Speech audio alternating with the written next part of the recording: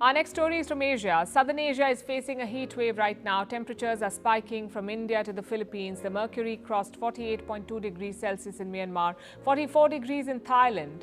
It's over 40 degrees Celsius in parts of Vietnam and the Philippines. A red alert has been issued for eastern India for the states of West Bengal, Odisha and Bihar. High temperatures are expected over the next 4 days at least. Neighbouring Bangladesh is already facing its longest heat wave in 76 years, and it could get worse in the weeks to come. The month of May could bring even higher temperatures. The heat takes a toll on everyone, but students preparing for their end-of-year exams are especially vulnerable. Here's our report. A heat wave has taken hold of southern Asia. Both South and Southeast Asia are reeling under the sun. People across the region, from India to the Philippines, are facing brutal temperatures. And it is taking a toll. It's hot here, so customers are not coming. It's 40 degrees in Kolkata. I've not seen this much heat here. We're facing a lot of trouble. Customers are not coming and the business is affected. It's so hot that the customers are not coming. I've never experienced such heat in my life. Yes, summer should be hot, but we used to get gusts of wind and rain. It is not happening this time. People are suffering a lot. It's hotter than before and some riders are taking a break from work because of the heat. So we have more work to do during these days. Today, Myanmar saw its highest April temperature in 56 years, since records began.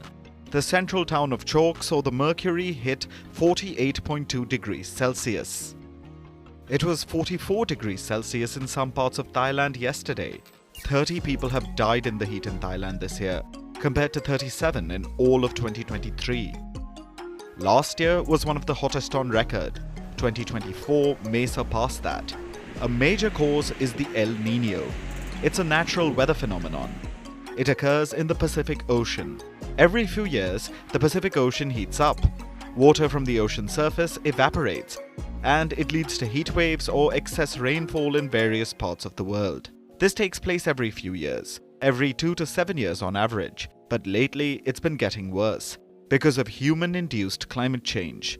Our greenhouse gas emissions have led to global warming, and this has supercharged the El Niño phenomenon, leading to the brutal heat waves we're seeing.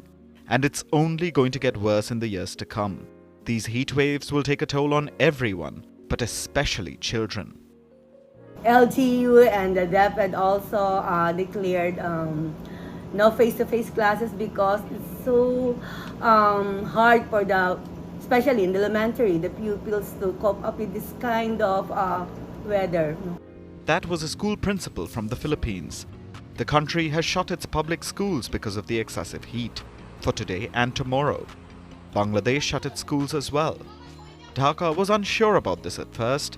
Yesterday it had decreed that schools would be open. Exam season is approaching.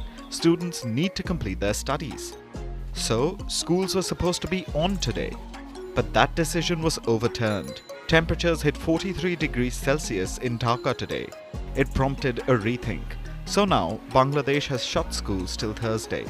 That is when it's expected to get cooler. But this illustrates the long-term problem. If we begin to face brutal conditions every summer, how does it make sense to hold exams during this period? The summer months are some of the most important in the academic year. School and college students have to give their exams in April and May, the hottest months in South and Southeast Asia. A new report says that the heat puts 243 million children at risk across East Asia and the Pacific. And the most dangerous months coincide with exams. If the system isn't changed, students will suffer every year. We need to adapt to the new climate realities. We need to rethink our academic calendars before the next generation suffers irreversible harm.